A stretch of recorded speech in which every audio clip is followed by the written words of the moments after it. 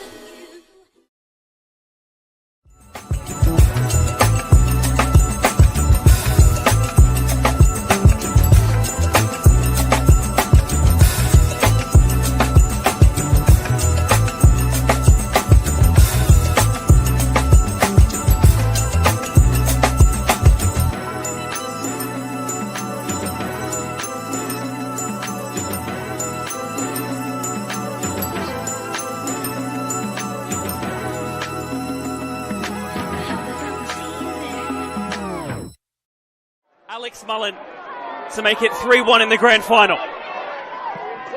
Puts in the penalty and wins the grand final for Campbelltown City. No one attacks it, comes back off the Fernandez. It's the goal! It's top! Oh! And then Talisman's got another one. Adelaide City back quick. Jake King done with a shot! My goodness me! Oh, can't teach that sort of stuff. Sends it in, keeps it low, and it's gone in! It's gone in! Adelaide Uni have scored in time added. Tries to get under control, and the shot from Tolland. Salisbury into a 2-0 up. Still Butler with another chance. It's 2-1 to Playford. Persistence has paid off for Playford. One touch the keeper, puts it into the bottom corner. Beach gives him a shoulder after that as well. He's lost his clean sheet, and he's lost his head with a red card. David, this is massive. To make the girls sing and the geezers too. Yeah, we're doing this thing.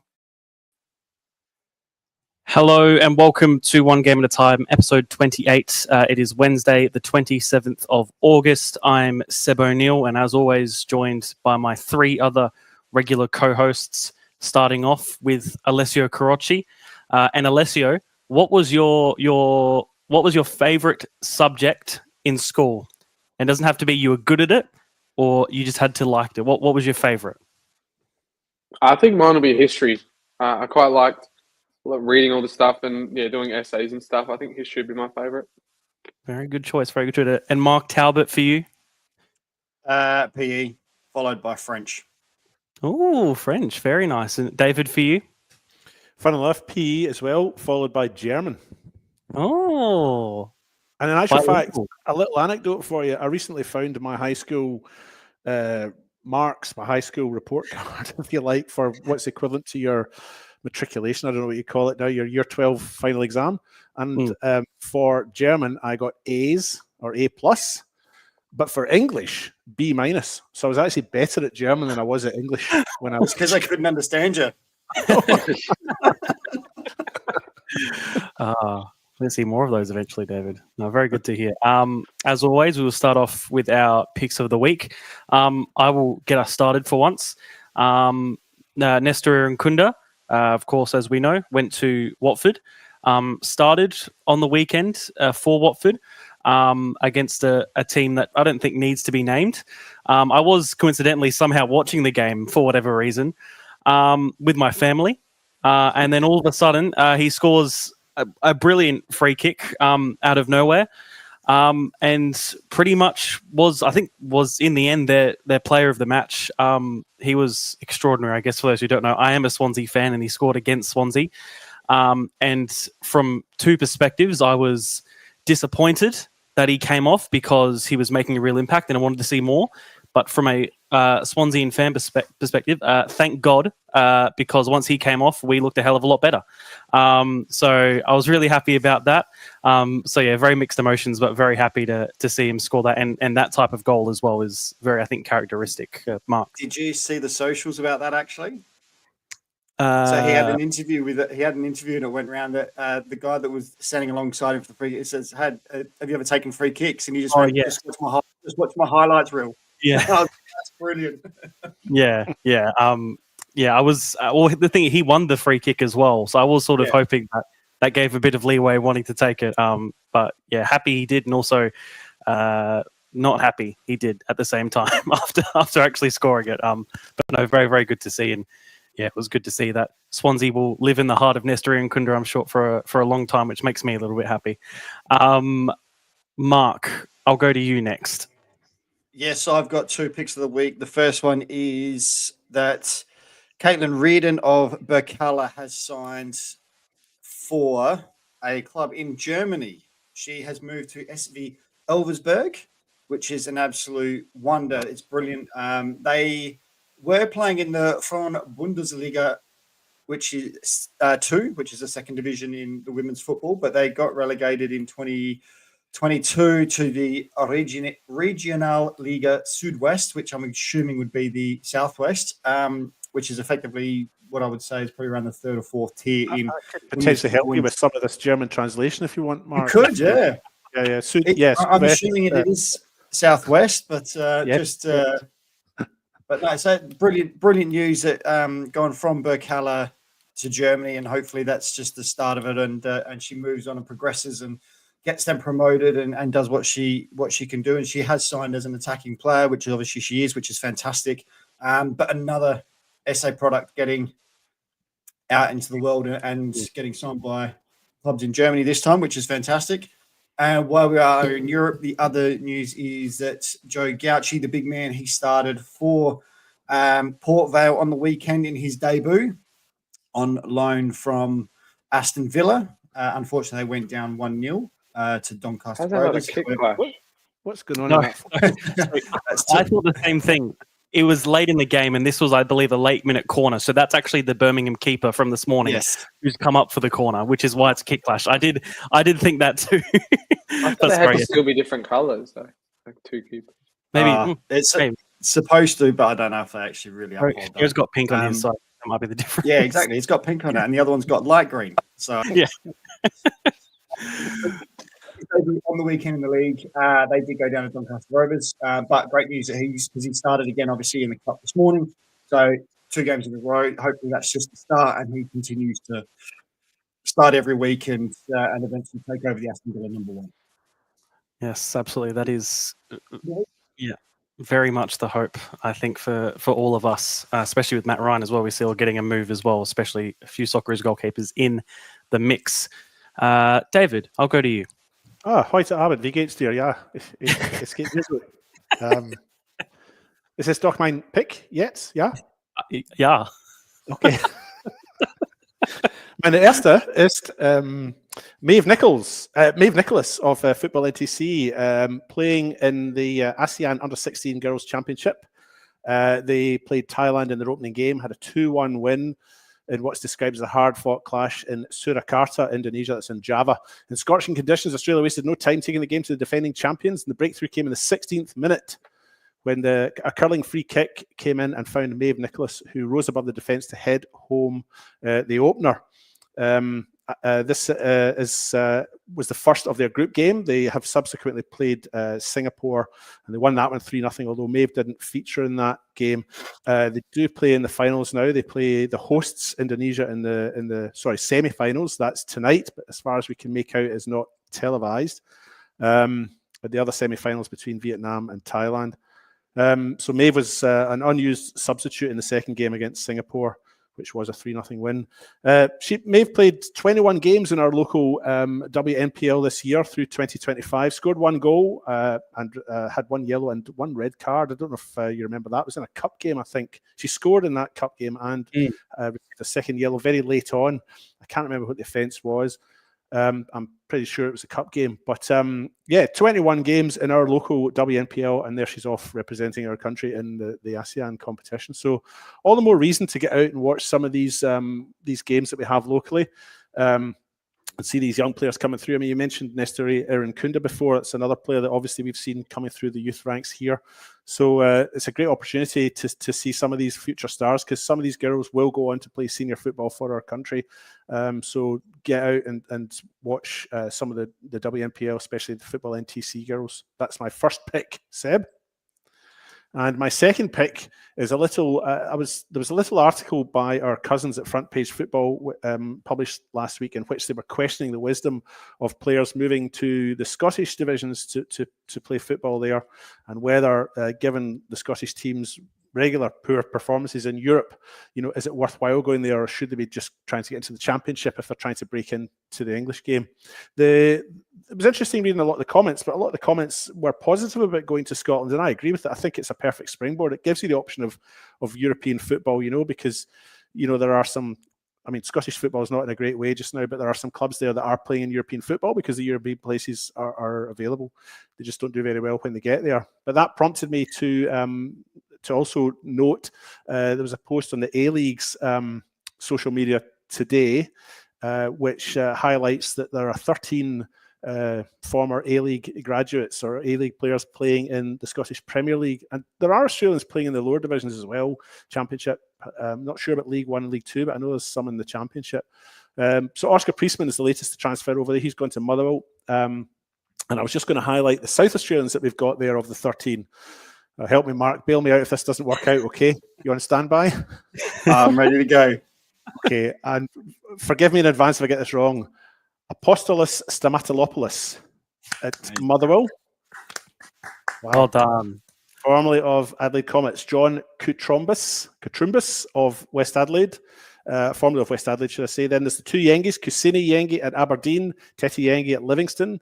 Both formerly of Comets as well. Then you've got Ryan McGowan, who's been there for quite a few years, actually. He's also at Livingston and was a Para Hills Knights player. And then Ryan Strain, who was a Modbury Jet back in the day. So there's a good number of South Aussies playing there, and again, people that we've seen playing in our local league. So you get to see them before they're stars, and you've hit the big time if you're playing in the Scottish Premier League, aren't you? So and who knows, maybe there's a stepping stone for someone to get down and play in the Championship in England with a view to ultimately the Premier League. But that's my second pick this week, Seb. Thanks for your patience. Dankeschön. No problem at all. Bitteschön. Yeah, see. Alessio, on to you. My pick for the week this week was just some of the fans that we've seen out the games, and especially the ultras that we've seen pop up around the grounds for a couple of clubs. Notably, Eastern United had some great ones at the grand final for the State League 2. FK Beograd have had them all season as well, and even Salisbury United have recently, I've seen as well, epitomised by that penalty shootout when you could see them all rushing onto the field. But I thought it was great that they're all getting involved now, and it really provides a lot of atmosphere. I mean, David and I were both there at the State League 2 grand final, seeing how much both Vista and Eastern United created such a noise and atmosphere there. And now we're seeing it at league games and finals games, and no matter what the occasion. So I think it's great.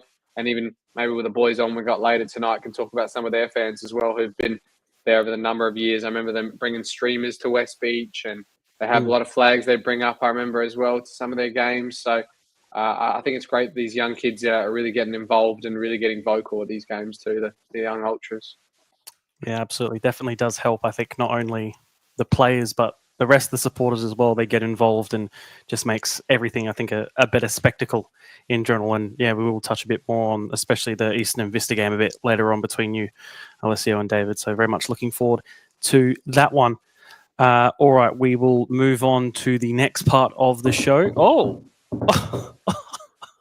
what? I haven't heard that before. Wow. Who's going to answer the door? That's a good question. I'm sure it's Mark's. Yeah, I think is it my turn? Just a short walk down, a long walk down the Southern Expressway, then the Tappers Hill Road, and If I keep going, if I keep heading north, I might find these guys kicking around at maybe is it Kilburn these days? Let me just check. Maybe, yeah. There's a clue. Come on in, guys. Yeah, it is a clue, yeah. Well, luckily we've got Jackson O'Donnell, Kairo Felix, and Alex Tsimopoulos joining us from West Adelaide. Wow. Big trek for you, Mark. That was a very It was. I did it pretty quick though. You did it pretty quickly. That was the more impressive thing, I think, too. I know. It's got me flashed. Thank you to the three of you for joining us. It's very much appreciated, as is with all our guests, but especially after a big weekend for you guys, past and coming ahead, it's really, really appreciated. To start off with, the regular question for the three of you, your footballing journey up until now, from when you were a youngster to your senior career now. Jackson, I'll start with you. Yeah, so I was a junior at Adelaide City. Played on the field up until about under 11s, under 12s.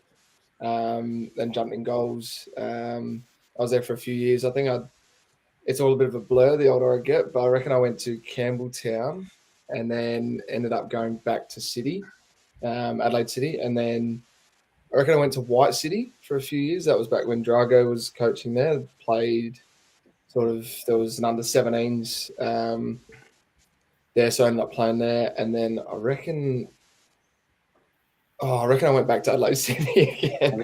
I've done a few stints at City. And then, I was still a youngster. I would have been about 16, 17. Was sort of trained on it back at when Adelaide United had a youth team. I was sort of trained on for those guys. Me and Daniel Magush, who you probably know, he's at Croydon now, and a couple other of us were like sort of train-ons there, and that sort of ended up for me going back to Adelaide City, and then from there went to Croydon, and then I reckon I went to Metro, and I was at Metro for 5 years, and now I've been at West Adelaide. This is my 4th year. So I've jumped around a little bit, but that's sort of what you get as a young goalkeeper in these sort of leagues. You sort of got to sort of jump around and try your luck wherever you can, I guess. Perfect. Kairo or Alex, which one of you wants to go first? Kairo can. Sure. I started my juniors at Cobras when I was quite young, under 8s, 9s. I reckon I started playing club. Then I moved to Comets for 3 years until I got into the FSA program. I was there for under 13s, 14s. Then I was back at Comets all the way till under 18s, maybe another 4 years or so. Then I left to go to Fulham. I was there for a season under Tony Gallinopoulos. Then the opportunity to go to Para come up. So I went there, started playing first team, and then I was there for last year, half of this season, then moved to West Adelaide, where I am now. Alex, for you? Yeah, I started at Olympic 3.5 years old, then stayed there for a little bit, then went to West Adelaide and stayed there for about 3-4 years. Then I found my way to White City, played under George Constantopoulos and Ross Monteliano, played about 3 years there, found my way to Comets, played I think a season or two there, then found my way back at Olympic and played about 5-6 seasons there, and then went to Melbourne Victory, played a season there, and came back, played for Adelaide City. Then Theo brought me over to Para Hills for a year and stayed there for this season till midway, and he brought me to West Adelaide too. So yeah, that's my journey too. Perfect. I guess my first main question for the three of you, I guess phrased differently as well. Playing at Kilburn, relatively, I guess, new, playing week in, week out for both you, Kairo and Alex, but I imagine you would have known and played or been there a few times before. But I guess the question phrased to you, Jackson, is how have you found it having a home once again? We spoke to the West Adelaide girls about it a bit early on in the season. Yeah, how have you found that having as a home and just being able to make it your own as well. And I guess for Kairo and Alex moving over, how have you found it moving into a place such as that has probably already become one of the nicest venues for football here in South Australia? Jackson, I'll start with you on that one. Yeah, it is. It's for me, and it probably sounds like I'm being biased, but it's probably it is the best facility in the state, not just the grandstand, because obviously there's still a lot to go. The club are doing everything they can behind the scenes to get it finished. It's not finished. There's a massive change room that runs the full length of the grandstand, well, half the grandstand. There still needs to be done. There's the upstairs facilities, but from where it was when I first joined West Adelaide, which was 4 years ago now, it's come a long way. I mean, we were sharing in a transportable, and the change room was next door to that in a separate transportable. So you had to go put your towel on and walk outside in the rain and hop in a shower that had, for all the plumbers that are listening, a 50-litre hot water service to service 22 guys. You'd get through two of you and the hot water's run out, so you had cold showers. So it is honestly, it's so good, and it's still going in the right direction, which is so good to see. And it is so nice having the girls there.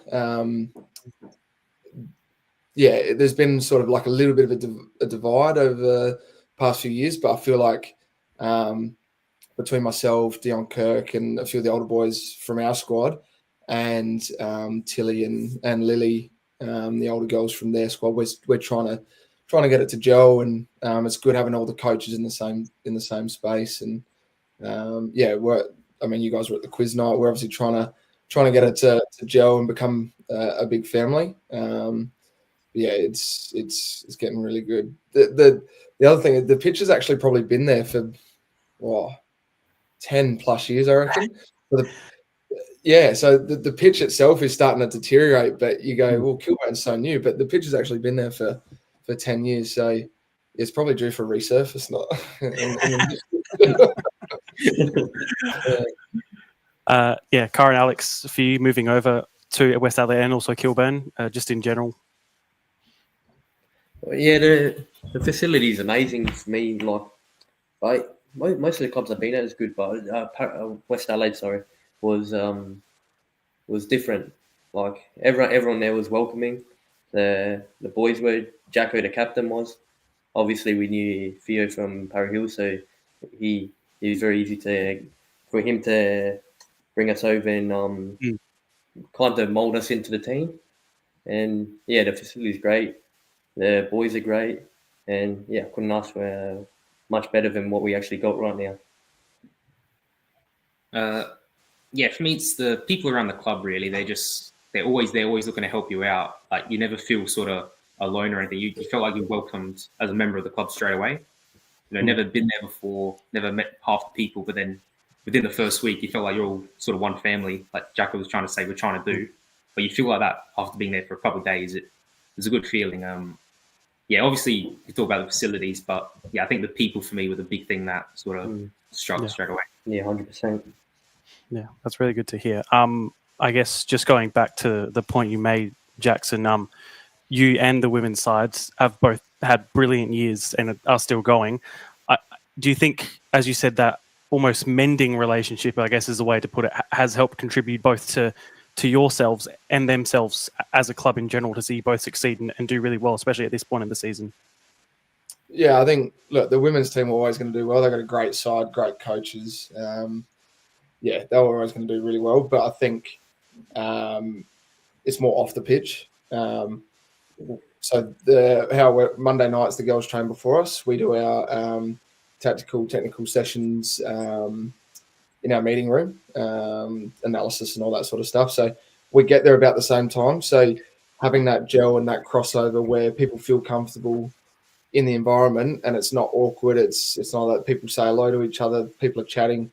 Tilly's fantastic. She sets up these games before training with she films it all, and it's frustrating for us guys. We're useless at it, but she really helps with that transition for new players as well that maybe haven't had female teams involved with their sort of stuff. So yeah, there's a lot of credit to go towards Nicole there. Sure, she'll love to hear that as well. For the two of you, Kairo and Alex, as you said, you've been under Theo at Para Hills and out West Adelaide, and of course next year he will be going to Adelaide United Women's. I guess how do you find him as a coach, and did you always see that he would definitely be a coach that goes to that professional and senior level as well? Yeah,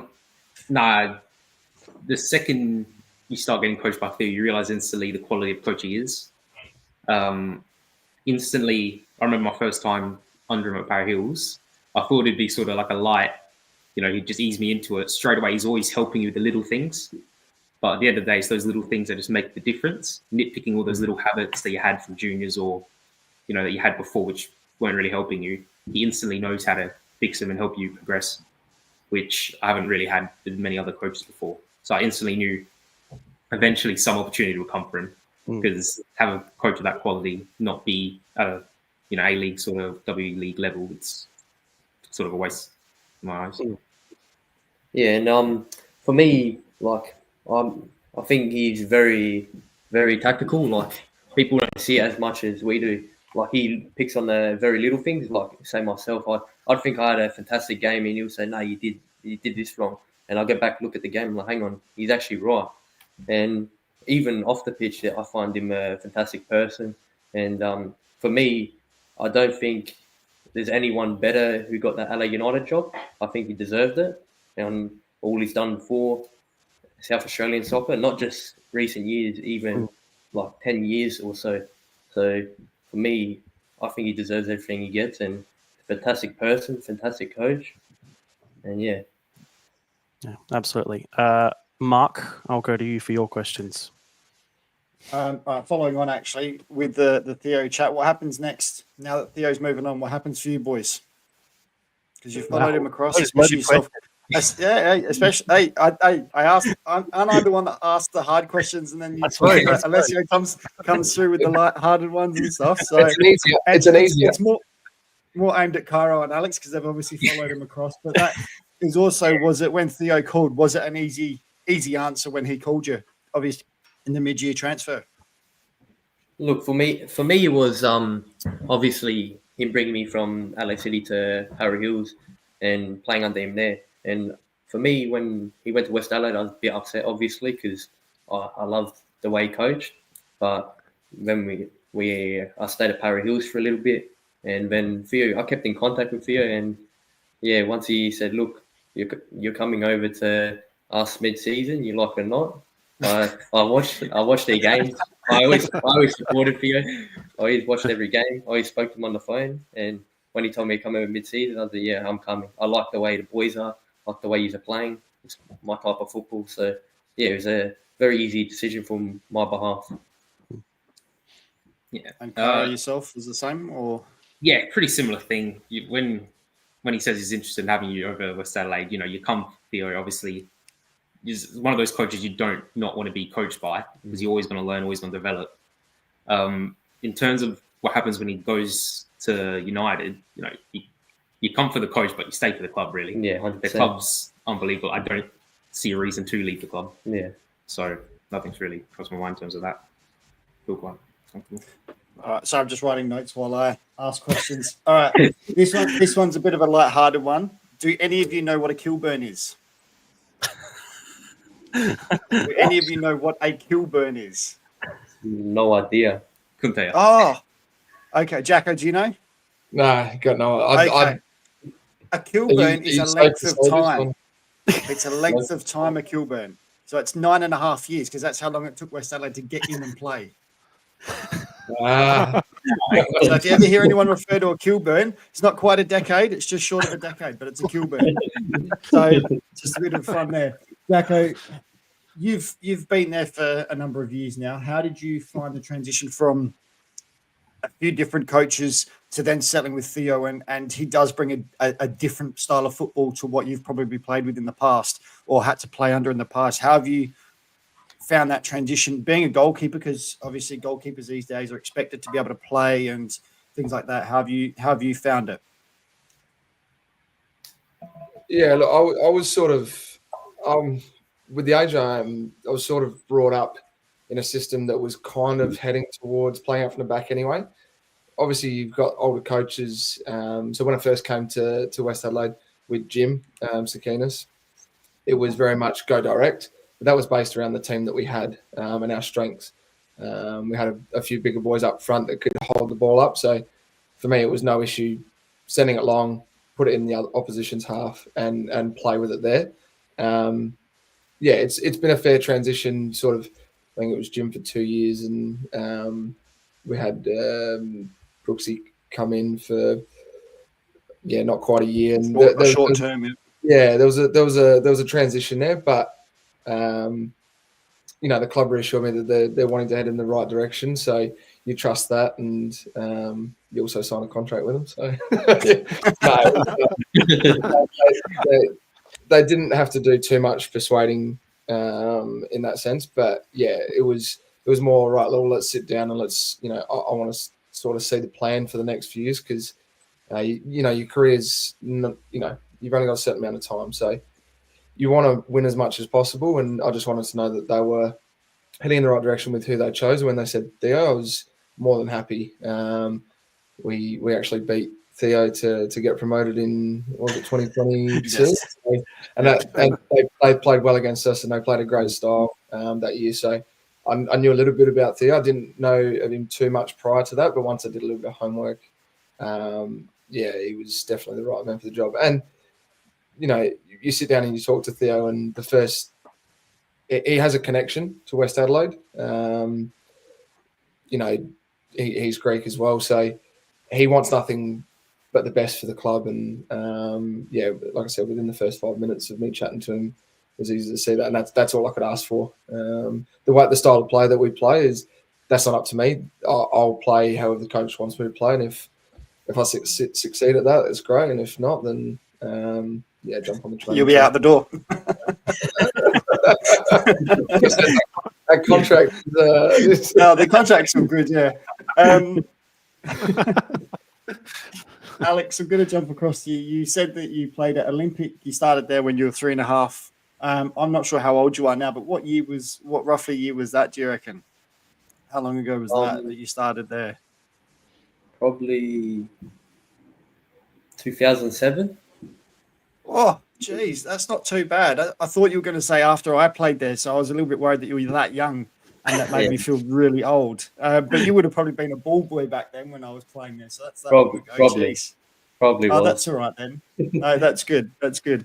That's all from me for the moment. Until someone else raises something that I can think of. Alessia, I'll go to you.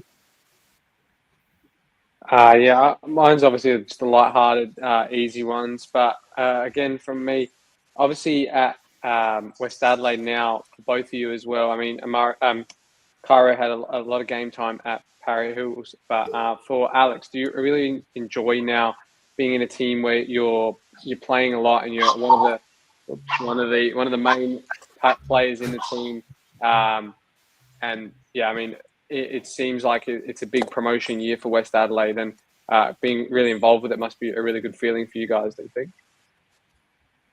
Yeah, it's an amazing feeling. And like I said, going back to Theo, the style of play he plays suits the way I play. So it's enjoyable because I'm always on the ball, always trying to get the ball. And I really think we have a very good chance of pushing for this promotion. Obviously, got 2 tough legs in semi-finals, but I think we played the way we know how to play. I reckon we'll do really well.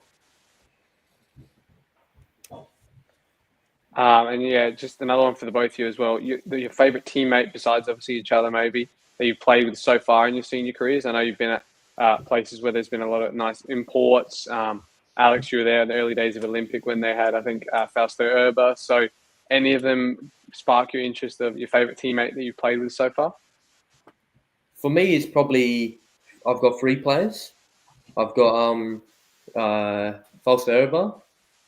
I've got Nick Booker. And I've also got, what's his name? Ricardo da Silva. Jeez, So- talk about able to drop some names there. That's just an Yeah. absolute top right there. Jeez. Don't get much better than that. Yeah. So yeah, they've been for my career. I think they've really helped me in maturing as a person I am on the pitch and off the pitch. They really helped me on some things I did wrong, some things I did right, and pushed me to go even further. Which, yeah, it's really good. I still keep in contact with most of them, which yeah, they're pretty good.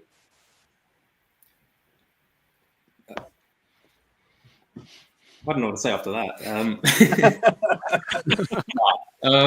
Senior, well, I can say my brother now is seniors, so we used to play together as juniors, but now I can finally say we play together as seniors, which is it's a good feeling. At Parra Hills, I think Diego Oliveira, I think one of those players who just don't really do much. Just give him the ball, let him do what he needs to do, and you trust him completely. Unbelievable to learn off, before training, after training, playing two touch, whatever it is. He's always got someone to help you with, someone to talk to about. Yeah, even now, Connor Gollan, played with him obviously now at West Adelaide, but Fulham as well. He was one of those players where I just thought at the time, when I was at Fulham, I was still very young. You watch him play, you just thought, the way he used to run through players, I just thought, wow, yeah. It's very good to see as a young player, someone with that amount of confidence on the pitch and that sort of aggression to want to win a ball and stuff like that. So, yeah. Jackson, for you? And I guess, the last one I wanted to say as well was, what was the team goals that you guys set at the start of the year? I know you guys were probably expected to be in and around the top couple, but was your aim in the first instance to be top of the league and go through automatic, or was it mainly just to have a solid year, compete near the top, and then you get your work done in September? Jackson, go you in that one. Yeah, I think there was no expectation set on us as a playing group. I think if you actually look at the squad, there'd only be a handful of players in the squad now that were there last year.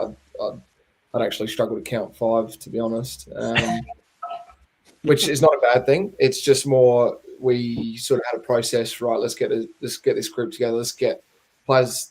I say we, but it's the coaches. Get a playing squad together that can not just play well on the pitch, but gel together off the pitch. We talk about culture a lot, doing everything that we can off the pitch as a group for the club. And yeah, there was no real expectation. It was, compete this year, but there's a style that we want to stick to, a brand that we want to play. Sticking to that. Look, if we did well this year, we did well, but there was no expectation to get promoted or even make finals. It was build on this year, take that into next year. It just happens that we've done quite well with the players and the brand that we play. And yeah, we have an opportunity to make a final, and we're hoping that Sturt make that final. That way, it doesn't. You want to win the grand final, but it'd be nice going in with no pressure and. And you get that promotion, and then I think the club would say that we're ahead of schedule with getting the club back on track. A meaningless grand final. That's not what we're after, I'm afraid. Watched a few of them in my time. Yeah. On that, I'll go straight to you, David. I've actually got a serious question that's just popped into my head just now as you were talking there, Jackson. Yeah, so I've got some silly stuff as well, but I just looked up. So you've got Fulham over 2 legs over the next 2 weeks, and I just realised you played them in the last round of the home and away season. Came away with what would have been a disappointing loss for you, 2-0 in that game. I know nothing about that game. What can you tell me about it? Was it something that was is it a game that you didn't play well in, or you did and they're a very good side, or just a sort of reflection on that last time you played them, which must have been just last week or 2 weeks ago? Yeah, 2 weeks. Yeah, 2 weeks ago. Look, the older I get, the more I tend to not sit back in the chain, but I'm able to analyze what's going on pre-game. And it just didn't feel right. And then it led into the game. And I don't think the way that we played was what was going to benefit or give us success in that game. Just our style. We try and change to suit each team. We do our homework. And yeah, I don't think our playing style in that game suited or was going to give us the most success. And we've analysed that. We've looked back on that. We've made notes, and everything that we've done this week is gearing us up to. I can't give, I won't go into it, but yeah, we're expecting to come out this week and do a lot better against the side. Look, that I had Robbie Saraceno as a coach, and the way he plays is a particular way, and it gets results. It's very much direct attack with more attackers than you have defenders, and counter attack almost. And I don't think we're set up for that. So yeah, we've adjusted, and I think we'll have much more success over the next 2 weeks than what we did in the last what was it, 2 weeks ago. Well, you don't need to disclose any more information. That's perfectly fine. I totally understand. You mentioned a few times, that you're getting on. You feel like you're getting on. Wait till you get to my age and you're reflecting. Yeah. If you think at your age, you spend time reflecting, you're down on your haunches for hours when you're my age. Same thing, David. Yeah, well, I'm 28, but I've been around first team football since 14, 15. So for me, it feels like I'm older than maybe what I am, and it also doesn't help that the boys are getting younger and younger playing first team football. So, yeah, 28. That's 3 Kilburns, Mark.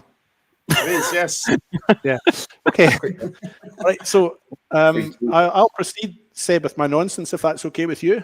Which is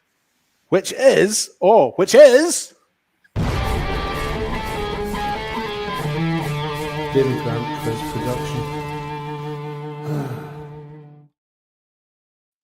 It's not really a quiz, but it's just a series of questions I've got for Kairo. I hadn't played it in a while, so I just wanted to see it again. Yeah, no, it's been a while. It still sounds great. That's the little segment we have when we launch into like a little bit of an informality at the end, where I used to sort of run this little quiz. So what I've got this week actually is just for Alex and Kairo. They'll be delighted to know. I'm hoping this is a massive surprise for them, and Jackson hasn't given them any information in advance about what I'm about to do. So we asked Jackson O'Donnell 5 questions about the squad, Alex and Kairo, and now we're going to ask the same 5 questions to you. And I'm thinking how many you get right will give us a bit of an indication of how tight this playing group is, how well they know each other. Spent the last half an hour telling us how tightly bonded you all are, sort of. All right. Don't read too much. Are we on to it together as like a pair? Yeah. So I'm going to ask you a question that I've asked Jackson, and I'm hoping you'll give me the same answer as Jackson. Just a bit of fun. There's 5 questions. We'll get through it really quickly, and then the pain will be over. Okay. All right. So, Alex and Kairo, I asked Jackson who the loudest member of the squad is, i.e. the one or the ones, could be plural, that just won't shut up. Can you tell me who you think Jackson would have said? I shall give you 2 categories because Jackson said there's 2 different categories here because he said it does depend a bit on the situation. If it's tactical analysis session you're doing, then there's some people who are more vocal than if it's just an informal setting in a team environment. So who do you think he said might have been the ones that won't keep quiet? I think I know the team environment. I think it's Zagonis, James. Like, I think he's the loudest person I've ever met in the change room. Honestly. Yeah, I've got to say the same thing. In tactical, I reckon it depends. Are they saying they're new players too? Yeah, including new ones? Yeah, across all the squad, all the players. Might be him. Yeah, might be Jacko. Yeah, I'll say tactical, probably Jacko. I reckon it's Jacko. He won't say himself. He won't say himself, but I reckon... Hey, calm down. All right, Jacko, do you remember what you said? Or who you said? Yeah, I put these 2 numpties down for tactical analysis, and it was James Sakonis for change room chat. Yeah, I knew it was Sakonis. Yeah, I knew it. Well, you got one right. You got James Sakonis, the reserves goalkeeper. He's the one that keeps running his mouth, but I won't say who quoted exactly like that. All right, question. I'll just jump in there. He won't shut up that we've mentioned him on this show either now. I don't. You're not believe the end of it. You put on his Instagram too. Hey, that's fine. The more interactions for us, it's great. As long as he puts one game at a time at the top, we're all good. Okay, question 2 for Alex and Kairo. Who's the most disorganized member of the squad? Often late, forgets kits, goes to the wrong ground, that sort of stuff. I think it's Amir. Yeah, Amir. I'd say Amir. I think it's Amir. Okay, and it's got to be, and yeah. So, is there any others or just Amir? Yeah, Amir. Oh, hold on. Well, nah. No, No, go Amir. Amir. Okay. Well, I'll give you a point for that. Jackson, do you remember what you said? Yeah, my boy Eddie. He's all over the place. Good boy. He's where's my socks on the weekend? Where's my socks?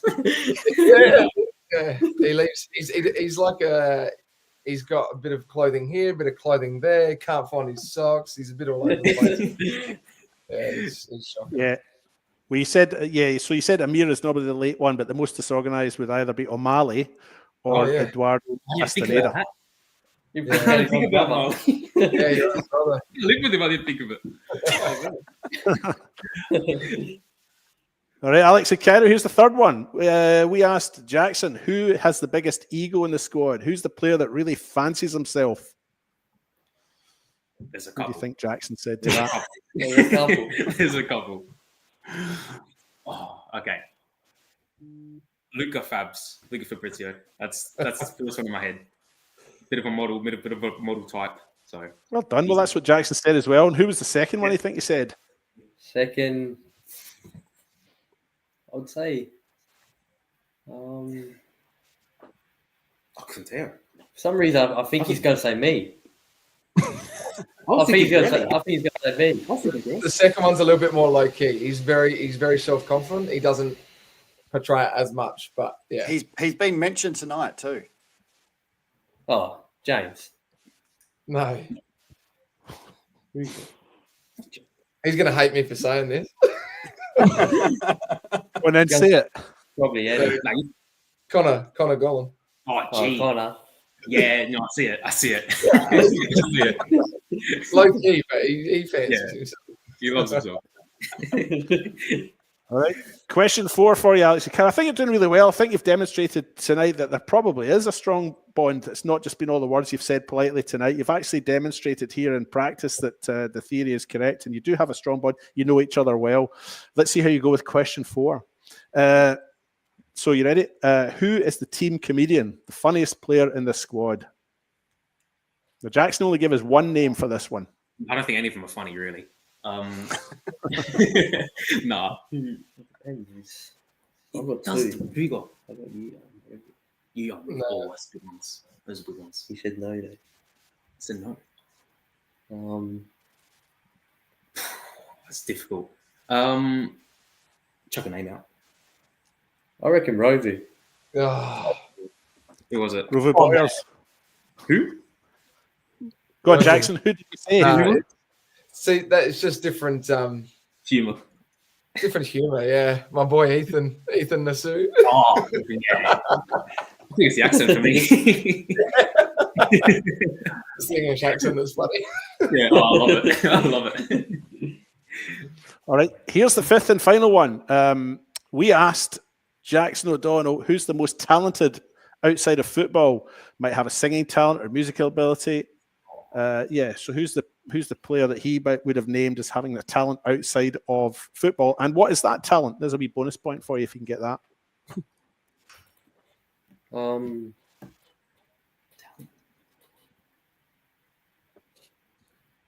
That's horrid. Talent. Yeah. Ooh, okay.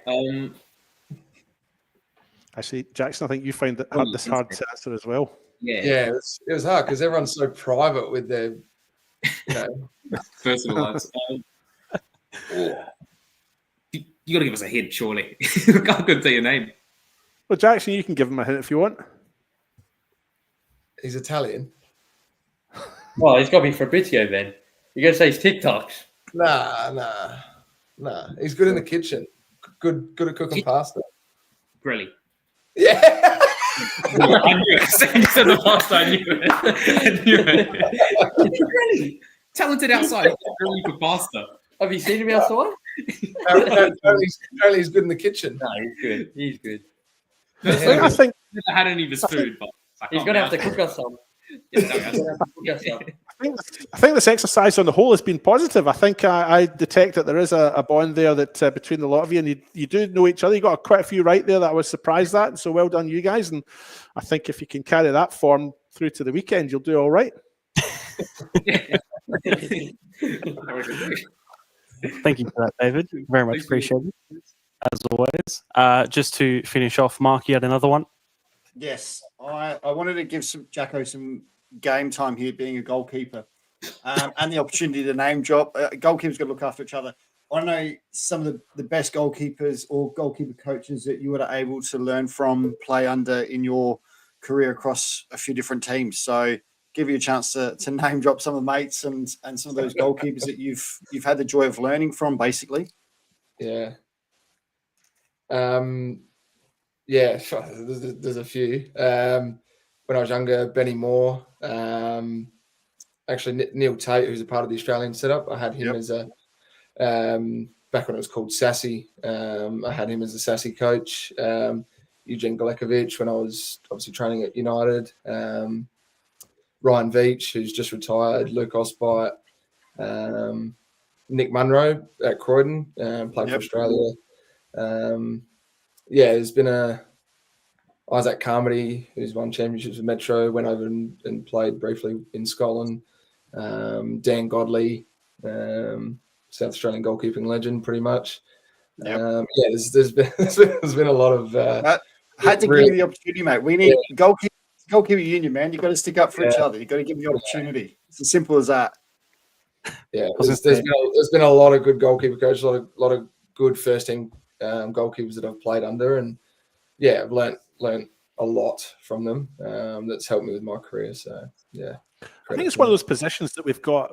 I think we do really well, and I think we've got some great goalkeepers in the state here and playing in the local comp in both NPL and State League One. It's just one of those positions that I just think we have a plethora of really good goalkeepers. And the names you reeled off there, I was thinking, oh, he's good. Oh, he's good. You know, so I think we do really well here. I think we've got really good goalkeepers in South Australia. Yeah, absolutely. Mark Talbot, not one of them. Nope, certainly not. Certainly not. That's for sure. The three of you, thank you so much for joining us. As I said earlier, very much appreciated. Good luck for the weekend and across both legs as well. Of course, looking for promotion. Look forward to it. Exciting weekend. Enjoy it. And thank you again for joining us. Very much appreciated. Thanks for having me. David, can you give us one thing, please? Okay. Yeah. Can you give us a football I love you? I love it. Football, I love you. Yeah. Did I do it in one of your games, or? The last minute winner. You did against Olympic, where we beat Olympic 2-1. Yeah. Oh, was it the goal at the very end when James Odenwalder? Yeah. I must apologise for that night because I had some issues with sound. My sound was okay, but we have a bit of a reliance on third parties checking sound, and sometimes it doesn't. I don't mean to cast the blame elsewhere, but sometimes the sound isn't great and it's outside of our control. So the sound wasn't great that night, and I was disappointed because I'd spoken to James at the quiz night that you mentioned earlier on, and I was pleased for him, because I had a chat with him, and so I guess there was a familiarity there when he scored that goal at the end, and it was a funny game, that one. If I remember correctly, they'd scored and they needed a win, and they'd scored in the 25th minute, and then there was nothing for about 50 minutes. And then you guys scored an equaliser in the 75th minute, and that meant Olympic had to then pile on the pressure up the other end, and that goal came away from the corner. And I remember the time I saw Cosmo Groff going up for the corner, and he was, because obviously they needed the goal, or their season was over, and the ball got cleared, and I'd sort of forgotten that Cosmo had run up there, and the ball gets cleared. ball gets cleared, and James has had this really heavy touch with his head first. I thought, he's knocked that way too far ahead of himself. Cosmo's going to come out of his penalty box and clear that, no problem. And I look back at the goal, and there's no Cosmo. I thought, oh, that's right, he was up the other end. I felt for him, but yeah, I was really pleased for James to put that away. And yeah, football, I love you. That's my sort of go-to term. So it was a good night, apart from the 50 minutes in the middle where there was just nothing happening. Yeah. Wow. Good you have a catchphrase, David. Yes, thank you again to the three of you. Hope you enjoyed David saying his catchphrase. And yeah, good luck again for the weekend. Thanks again. Thank you. Thanks for having us. Appreciate it. Thank you. Very much enjoyable chat that was. And David, you enjoyed that you got caught up on your catchphrase? Yeah, I am going to have to get T-shirts made and sell them. I reckon I could probably make a few, Bob. Football, I love you. With your head as the O's in football. Yes. Hey, we might know someone that can do the shirts for you, mate. Yeah, go David. Go David. Let's get those shirts. I've got a couple of guys that might be able to do them. We'll have a think about it. Yeah, maybe we could do something. Yeah. Look forward to it. We will go forward onto the past weekend, and we will start off on Friday night, and I will pretty much leave this chat up to Alessio and David. The State League 2 Championship Final, to get the naming correct, because there was confusion about what the actual game was called, but it was the Championship Final. Eastern United 2-0 winners, Zoitarkani being Zoitarkani. Alessio and David, I guess, onto the two of you to sort of discuss it, and your night as well. The environment too was incredible. I think one of the best I've seen at that venue too. I think as the lead commentator on the night, it would only be fair that Alessio goes first. Cheers. Yeah, I thought it was a pretty interesting game. I mean, everybody, of course, was letting us know that, this North's going to be better this year, or whichever the North team is, they're going to go straight up. A lot of people did think that competition had maybe the better teams in it, the better players maybe. And yeah, I thought it was a great show and great advert to show how close both those leagues are. Even though they are split, even though one's got more new teams than the other one, the South, as I said on the broadcast, probably has more teams with history, the ones that have been in the second division more previously than anyone in the North League. And it just goes to show as well that two contrasting play styles, it might mean that the game is not as open maybe as people would have thought as well, maybe with a very possession-based team in Eastern coming up against a Marlborough Vista team. I'm not sure too much about their play style, but it just seemed like they couldn't get going the whole night. David and I have seen something similar from Marlborough Vista last year against Cove as well, where we didn't know much about how they played, but we knew a bit about how Cove played, and it just seemed like we weren't privy to that in those two games they performed in so far. I thought it was great, though, for Eastern, of course, the tickets and the allocations they got for their fans as well. They made such a big atmosphere, as we've seen, broken the record for a third division State League 2 Grand Final as well. And yeah, I think that the noise, it probably wasn't captured as great as it was in person. I was told that after that maybe the background audio wasn't as loud as people who were there could hear it in. But I thought other than that, it was a great occasion for both teams. And again, I don't think either side is really too far off each other, either division.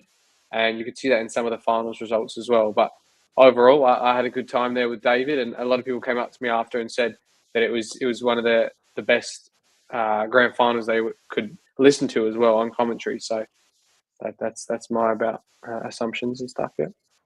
David, for you?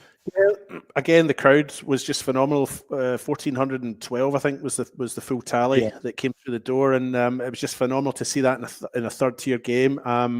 And we say third division, it sounds like it's a fair way down, and in terms of the ranking, if you like. But I thought the quality of football on show was positive and good and entertaining. It was an entertaining match as well. Soisarkani scored 2 goals, although I think the first one appeared more to me to be an own goal. But his 2 goals, the difference between the two sides, he didn't, for me, do as much perhaps off the ball as I was expecting. I don't know. Mind you, I don't really know what I was expecting. I was expecting to sort of. I think he had a great presence, and he scored the goals that counted, and he took him very well. But he was a bit quiet, or quieter than I was expecting. Other than that, so for me, there wasn't any standout players. I guess that's where the conclusion I'm trying to arrive at. I thought it was a very ensemble sort of team effort. You know, there weren't any standouts. It was hard to pick a best on ground, if you like. Felt sorry or great. Not sorry, because they won't want that term. But I felt for Modbury Vista. You know, this is they've come so close so many times, and the body language after it. You know, you can see in the background there the players with the hands on the hips and the heads down. And I was thinking to myself, you know, I just hope they can turn it around in time for final series, which is coming very quickly for them. Ultimately, they're still in finals. They're still in finals contention, but they'll be playing against sides that are coming in, you would imagine, in a very positive frame of mind, because they're coming in without on the back of a significant loss, if you like. So I'm hoping Vista can bounce back from it and give the finals a real good rattle, because they've come so close so many times, and it'd just be a great shame if they missed out again. Not that I'm supporting a side in this competition, of course. A couple of other things to note. The two grounds are less than 7 kilometres apart, so this north-south divide thing's quite a curious thing, just to come back to that again. Obviously, Eastern United regarded as a south side, but they're quite a significant distance north. Yeah, I don't know what the plan is for next year with that divide, how that's going to work, but the two grounds only 7 kilometres apart. The other thing I was just going to note as well, I'd written down in here my notes, Modbury Vista had scored 52 league goals coming into this in the 21 games. It was more than any other team in the league, but they'd conceded 34 goals, and that 34 goals was more than any of the 3 teams below them, so the top 4, if you like. Vista did have that record, and that kind of struck me, you know, that the defence might be a little bit questionable coming in against a quality side like Eastern United. But then again, Eastern United were coming into this having scored 78 goals, but 37% of those goals had been scored by that one individual, Dennis Mackay, who wasn't in the squad. Obviously, he left some time ago, so I just wasn't sure where the goals were going to come from. And in the end, Soy Sarkani's goals were the difference between the two sides. But just to finalise all that, I thoroughly enjoyed the moment. I thought it was just a perfect night. Just everything, apart from Vista, obviously, just everything came together really nicely. There was a great crowd, great atmosphere, great football on show. It wasn't pouring down with rain as well, so the conditions were nice too. So I just had a blast. Thoroughly enjoyed it, and I look forward to my next one. Absolutely, Mark. I guess your final thoughts on it all. Oh, I watched from home. I had the joys of being able to watch the broadcast, which was fantastic. Really well done. It was a good game of football, and it was relatively even. Both teams had their moments, and you boys are right. Eastern were more of a try and keep the ball and play, and that's the way they've been playing all year. They've really relied on the likes of the Diegos and Rafracina sitting in the middle of the park and able to pull strings and dictate the way they play. So it was a good watch. The crowd looked fantastic.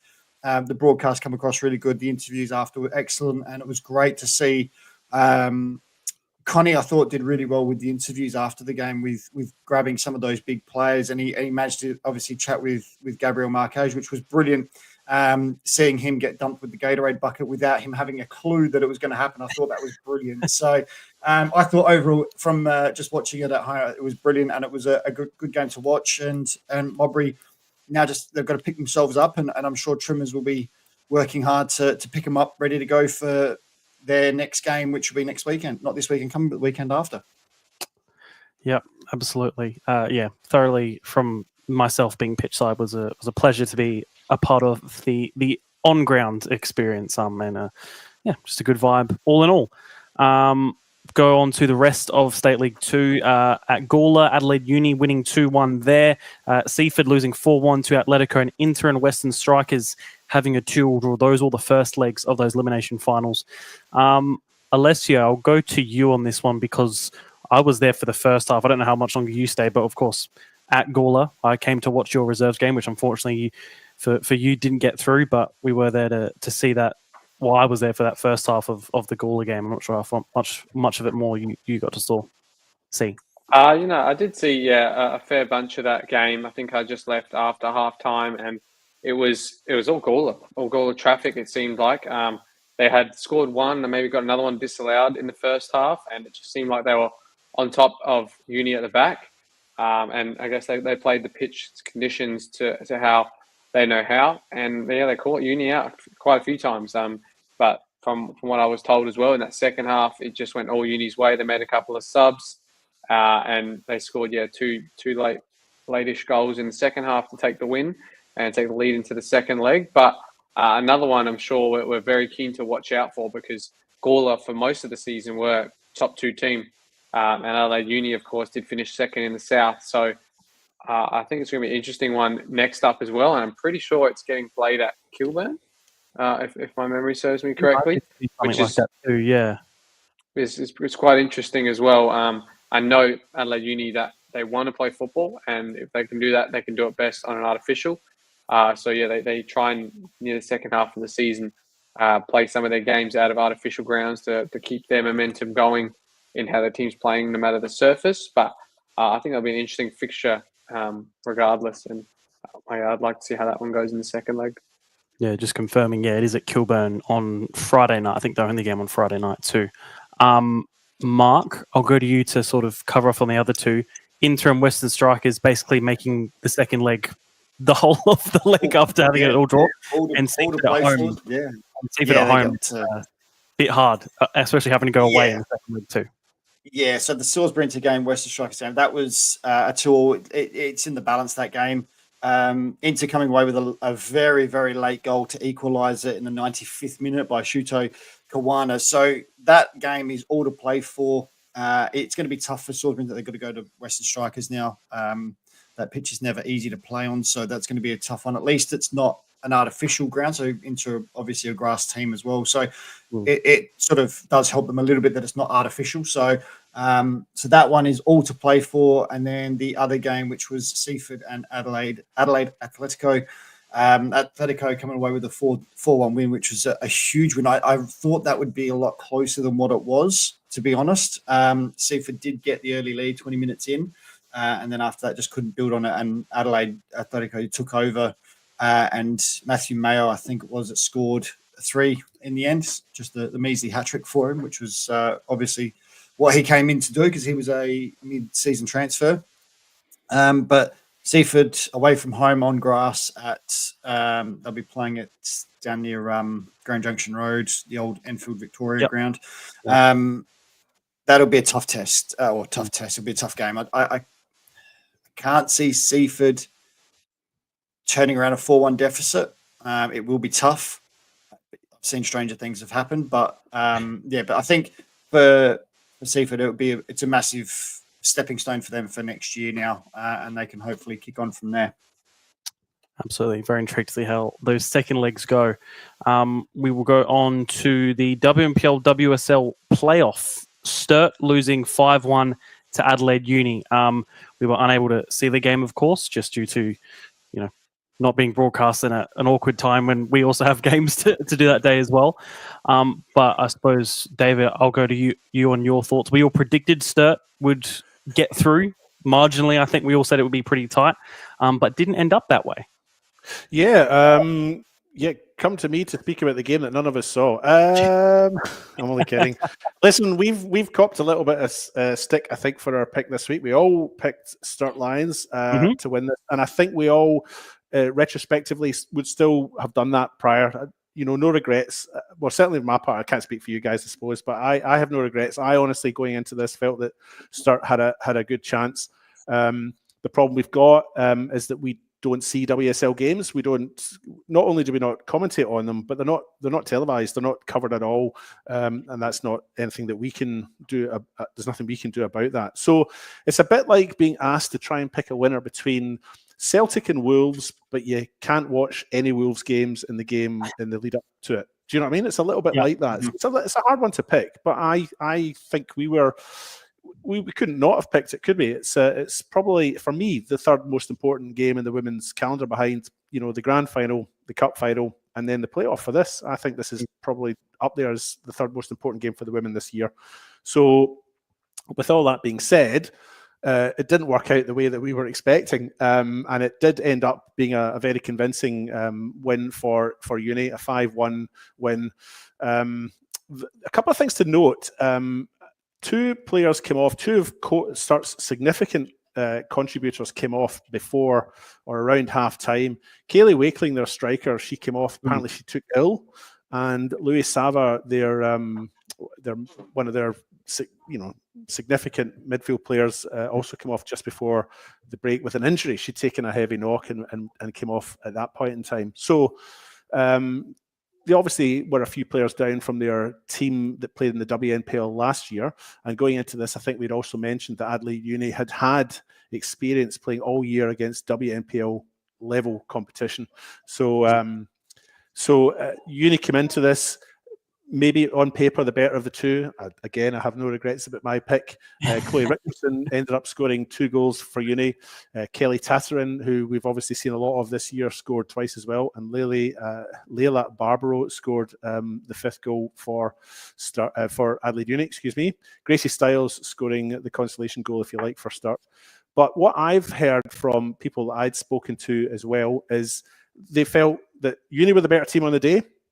Start just didn't click, missing some core players. But the question is, would it have been different had Start scored first or equalised earlier? Got an equaliser, not long after that initial goal had been scored. Would it have been a different story then? Fortunately, none of us were there. We'll never know. But I have no regrets. I picked Start and I'll own it. And sorry I didn't get to see it. And maybe us all saying Sturt was going to win is why Uni won, because we encouraged them. So we can look at it that way. Mark, as you always say. Yeah, exactly. As I always say, we provide, what is it? What do we provide? I can't remember myself. Motivation. Yes, that's the word. We provide the motivation for teams to go and prove us wrong and win. But as David said, we look at the results of the season, and Uni obviously were in the same position last year. They were in the exact same position last year, playing for to stay in the league. So 2 years in a row, you're sort of going, okay, is it going to have an effect on them this year? And I thought it might play a part, but in the end, it didn't, and we move on. We see Adelaide Uni playing WNPL next year. I think the thing as well is that it's a good result for Duncan Song and his coaching team, and it's a positive end for them. They had a disappointing season by their own admission. I'm sure they would admit that. But this would give them a boost. You finish the season, you win that playoff, you rest, you reset, and then you prepare for next year. And it's a good note for them to finish on. And for Start, they go back to the WSL next year. I'm sure they'll rebuild or reassess as well and come back stronger for it. And for me, I think well done, Uni. That's what I'm trying to say. I was going to say, just to finish off on that as well, I don't think Uni either this season, from what I saw, they weren't a particularly bad team, I don't think either. They weren't, to me, they didn't seem like a second last team. And to be honest, a lot of the teams were also, I think it was fairly even across the board when you look at the season as a whole. So I think it's probably hard to pick if you had to pick who was near the bottom. It just so happened to be that it was them. So again, I don't think they're not a bad team by any. I think they're probably one of the teams I did the most as well, commentary wise. And I did enjoy watching them when they were in their stride. They were fun to watch. So yeah, that's just really to finish that point there.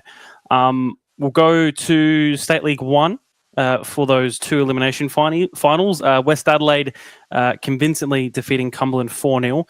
And I will start off with David. You had the privilege of heading to Burton.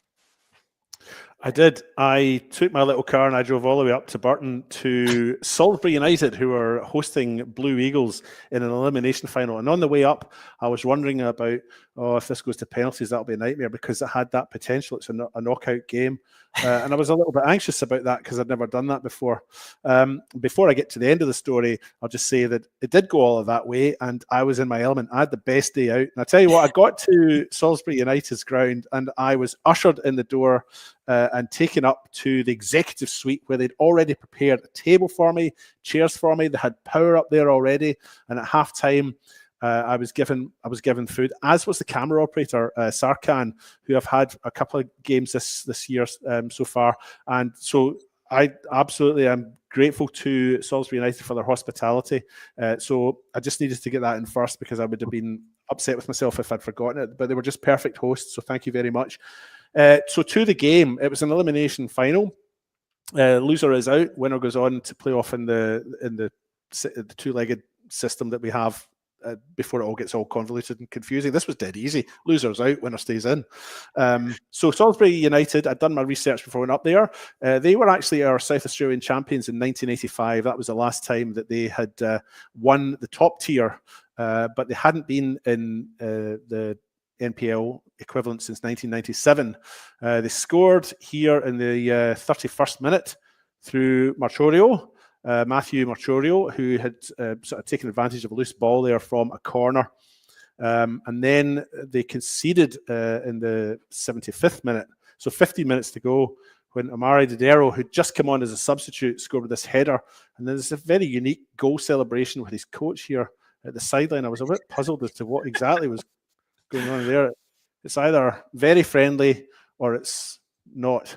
I couldn't work it out at all.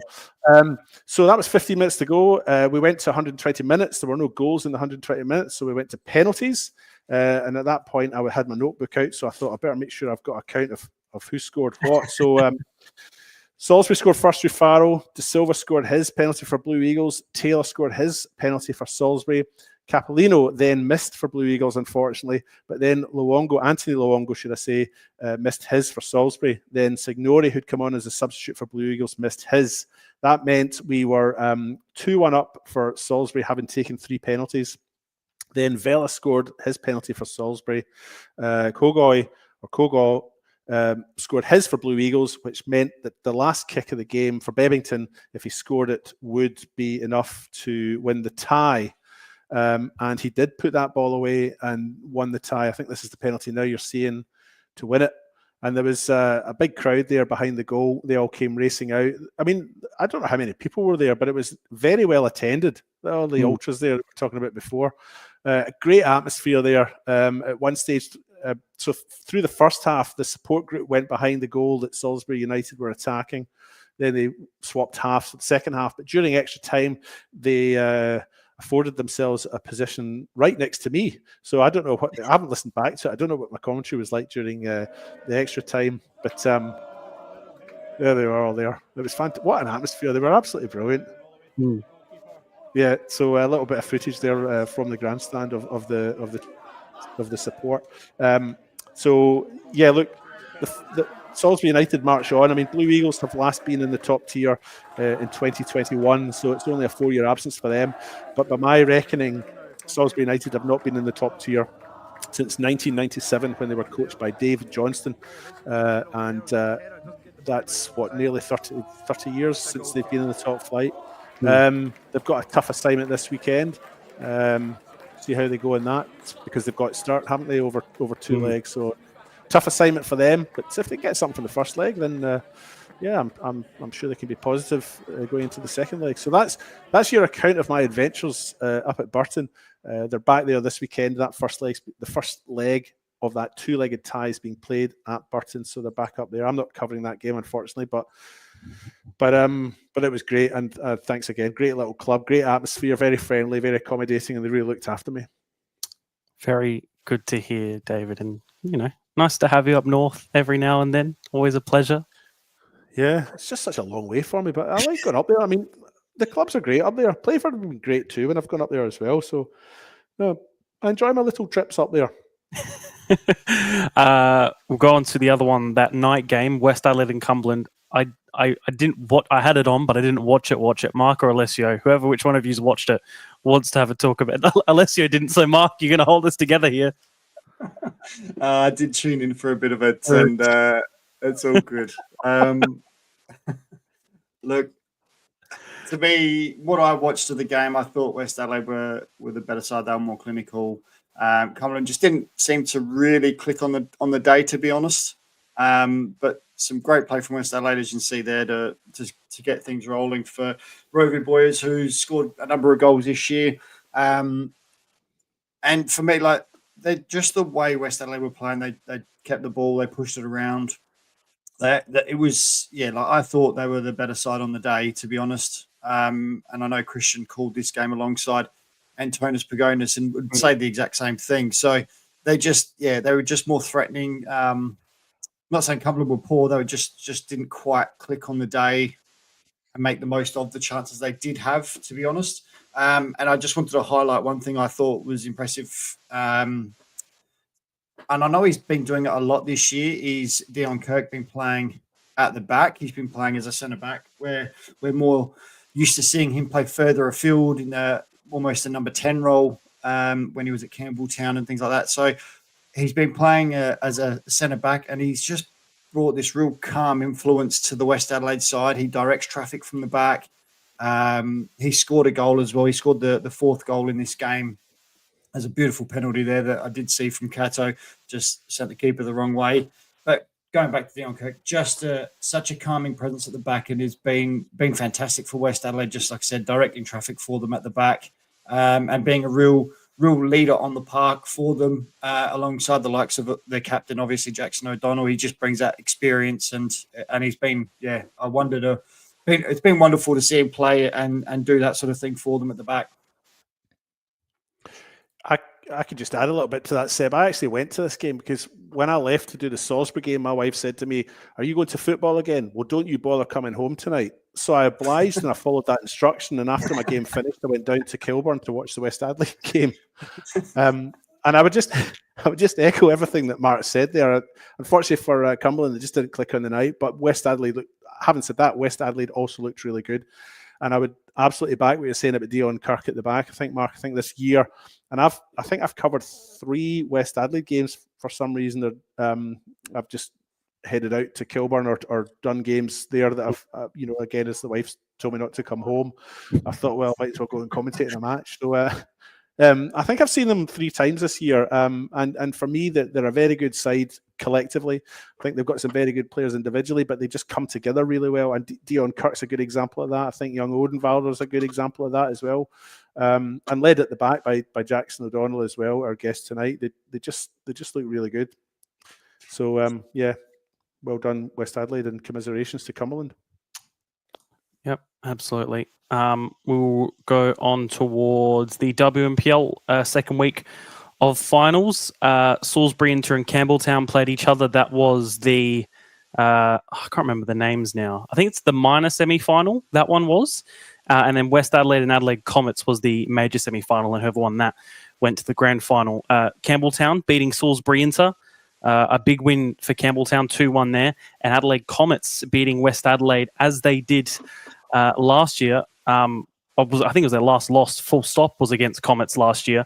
3-1 in extra time there as well. So, again, West Adelaide will now play Campbelltown this weekend for a spot in the grand final. Comets have qualified. And I suppose, David, as Mr. Ellis Park, Comets beating West Adelaide. Again, I don't think any of us predicted it. But I guess, your thoughts? Well, so I didn't see either of these 2 games because I was travelling out to my game and then I was at my game, so I didn't actually see either of these games. But I did watch very brief highlights. So I can't all at the same time. It made it so difficult for us. They weren't considered enough. That's what it was.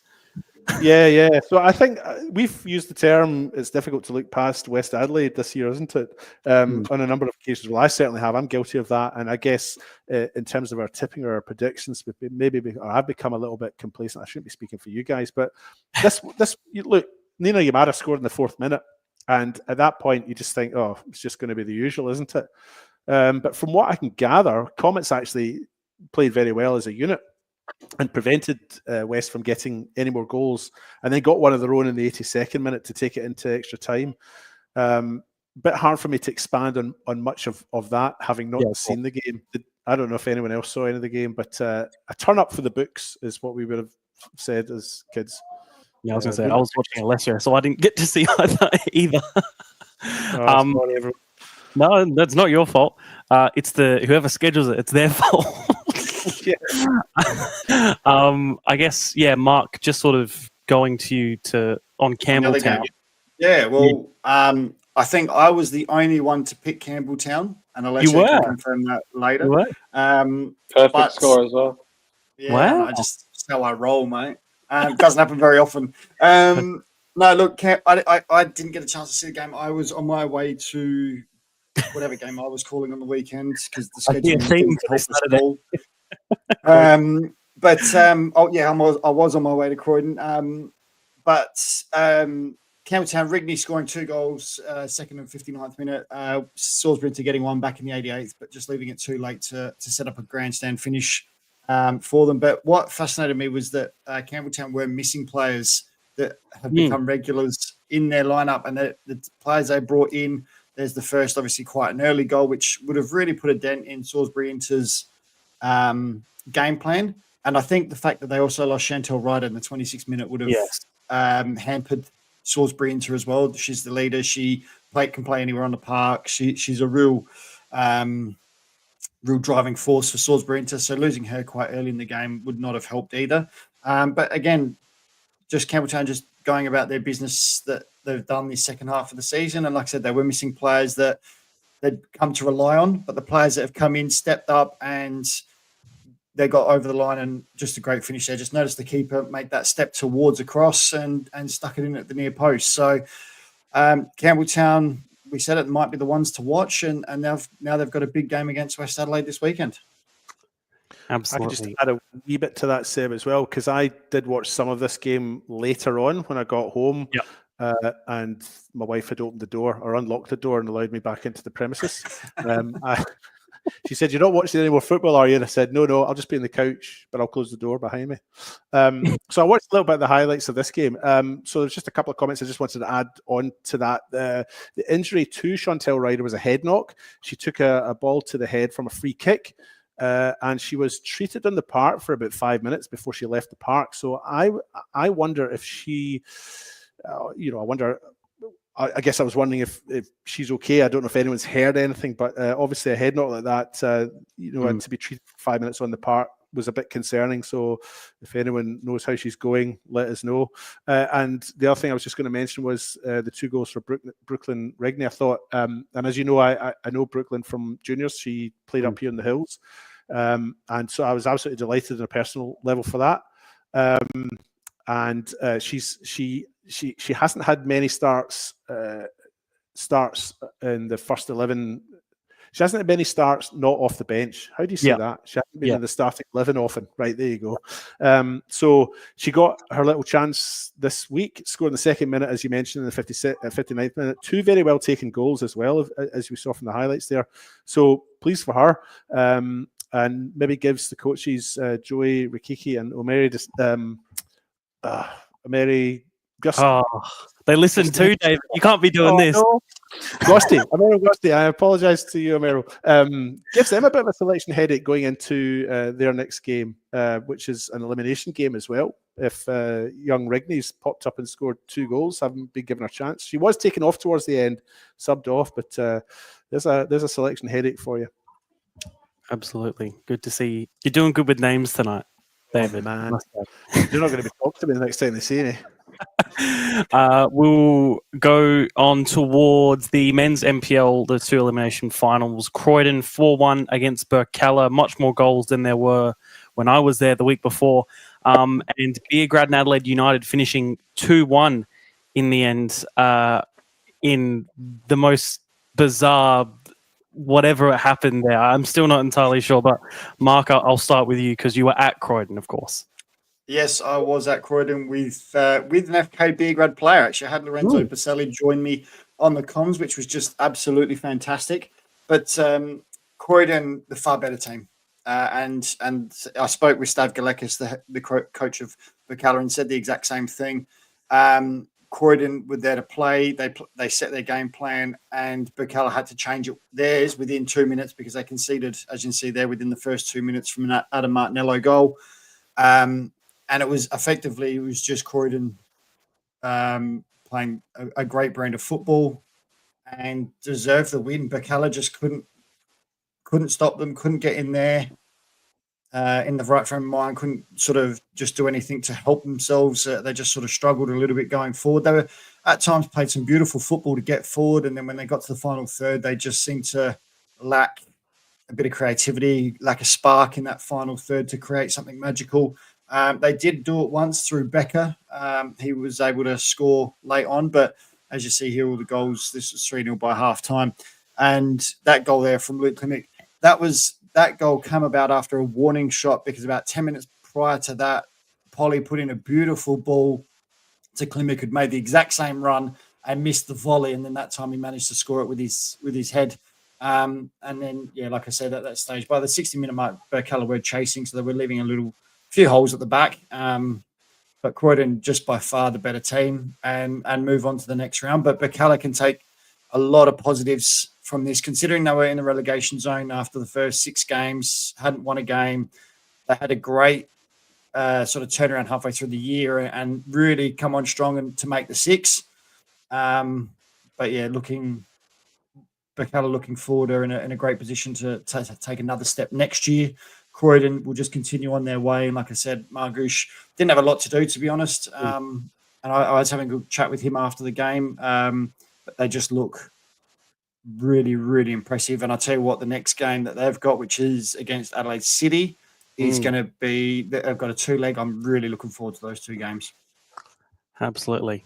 Yeah, very, very good. And then the other game was the standalone Sunday game at Beograd. Adelaide United coming out 2-1 winners. It was my game. And I still don't know really what happened, in all honesty. It was a strange game, I think, was the main takeaway. Beograd just sort of in control, I think, for the most part, and Lorenzo Baselli as well throughout the entirety of the game. So unfortunate. I think this one did end up going down to him. I wasn't too sure at the time, but I guess for a more clear cut and more of a clear of a goal for him to not score would have been disappointing, because he had so many chances. I reckon he hit the bar, had a few like half volleys as well. Just so unlucky not to get a clear goal. And then it was this one forward. Well, not one of the finest moments, but Amlani Tatu. It's not what you'd consider a stunning finish, but it's very intelligent from a young player, I think, as well, just to almost very daintily find the back post from such a tight angle too, instead of striking it with all your might like some players might do. I think I was really impressed by that. And then from then on, it started to get a bit more even. And then, as we see here, the penalty one just completely turned the game, and it was completely against the run of play as well at this point in time. Only 5 minutes until the half, we were still thinking about whether or not Beograd were even going to take a lead into the break. And then you see Ryan White convert there. The second half, it was definitely a bit more feisty. I think we had on our close side where we were commentating from Ethan Harrington and Harry Crawford definitely exchanging a few words. I'd say more Ethan Harrington towards Harry Crawford, I think, trying to play the mind games. And then there was this moment here with about, I'm trying to do the maths very quickly here, 25 minutes until the end of the game. I didn't actually see at the time in person what happened because it was on the far side, but I've since learned that obviously there was a headbutt there. A double red card. I don't think I've ever seen a double red card given back-to-back like that before in a game. I'm not entirely sure as well what Harry Crawford's second yellow was for. I don't know if any 3 of you were able to clarify, but I wasn't still too certain on that either. But I would be pretty confident in saying that Bailey O'Neill was for the headbutt as he was coming up.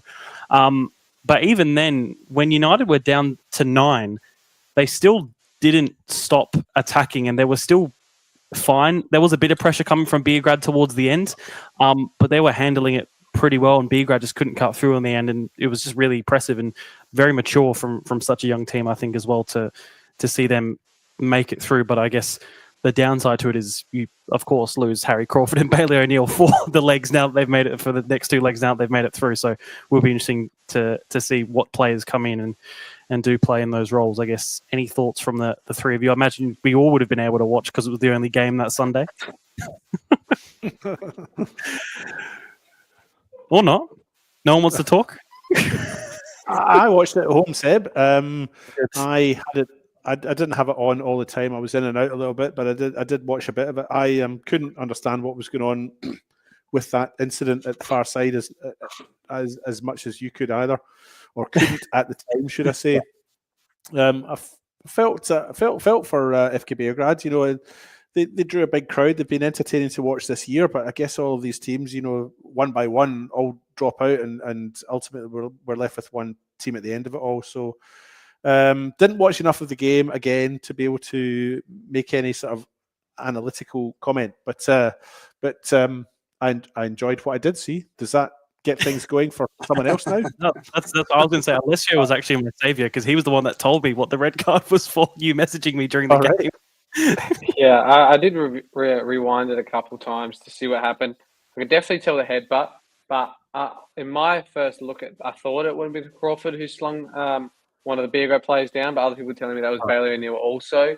But there was a few Beer Grade players punishing that as well with just yellow, so I assume his was just pushing a shove, get a yellow, and it was just in his second, so not smart from him. But I thought it would have been a bit closer with about 20, maybe 25 minutes to go still, with all that added time too. But I guess a bit of the pitch and a bit of just trying to get the ball in the attacking third no matter what kind of led to a bit of a scrappy game near the end. And you said that Adelaide United played that well, and I think it was played into their hands. I mean, the way Beer Grade played in those last 20, 25 minutes was just long balls, crosses who weren't beating the first man. And if they did, there was 5 defenders of Adelaide United sitting back there anyway. So I thought it was pretty easy for them to defend it in the end. And besides maybe a couple of misplaced passes, I think Adelaide United would be happy with that second half in all fact. But I thought it was entertaining. That's probably the best crowd I've seen at Beer Grade ever since I've been commentating. Even when I played there before and watched games after, I don't think it's been that big for a very long time. And I'm glad that they had that history to make. But yeah, I think it goes back to the drawing board now, and some of those subs in the end there as well, I think could maybe be thought out a bit better with I think 4 defenders still on against 9 men. And they were playing out from the back with the back 4 still with only limited time to play on. I thought they would have brought Stam on earlier and a couple of the other youngsters, but it's all past now, and I think Beer Grade have got some lessons to learn. Yeah, just before I finish off on you, Mark, I forgot to say I was talking to some of the coaches as I was setting up on the scaffold, and they came over to me and said, "You all picked us to win today." So let me guess, you're talking to John and Muzzy. Yep. They went, "You all predicted us to win. You know, the last time you did that was when we played Metro, and guess what happened that night?" And I was like, "Oh no, it'll be all good. Don't stress. The game happened." How do you think I feel? I've got to host their presentation night. And then, as I was leaving as well, I certainly got told that we jinxed them. So that was very fun to hear. Yeah, Mark, to you. On a positive note, yes, they didn't finish the way they wanted to, but in saying that, if you'd have asked the coaching staff, you're going to make finals this year, considering they missed out the last couple of years. It's only Adrian's second year in charge, and you said to him, you're going to make finals, and you might lose the elimination final, but you'll make finals. Second, I think, it's the second youngest team in the league on average. And I think they would have gone, that'd be great, considering they haven't made finals for 21 years. I think it's a massive, massive step in the right direction. And as Alessio said, back to the drawing board to a degree. They'll need to, obviously, areas they need to strengthen, as every team does. And I can tell you now they'll already be working on players or working on what they're going to do for next year. But massive, massive improvement or steps for them now, and a really good, solid base for next year. Like I said, 21 years waiting for their finals. They've got there this year, missed out the last couple. So yeah, some really great positives for them as a club to take. And again, you've got to remember Adelaide United. Some of those players are still young. Obviously, they're the youngest team, but they've probably played finals last year. Some of those guys played finals last year, so they've got that experience. Some of the FK Beer Grade players wouldn't have seen finals before, just due to their age as well. And obviously, finals are a different kettle of fish for them, having been such a long time. So great positives, and the club will only get stronger from there, I think. Yeah, I was going to say, I think I mentioned in commentary, the 2 youngest teams in the league as well, playing against each other, really impressive. Which that caliber of game was really, really good to see. All right, we will move on to as we were talking about them, our predictions. They're always fun predictions, which nobody ever hates us for. They always love when we predict. But Alessia, I'll go to you for our results from last week.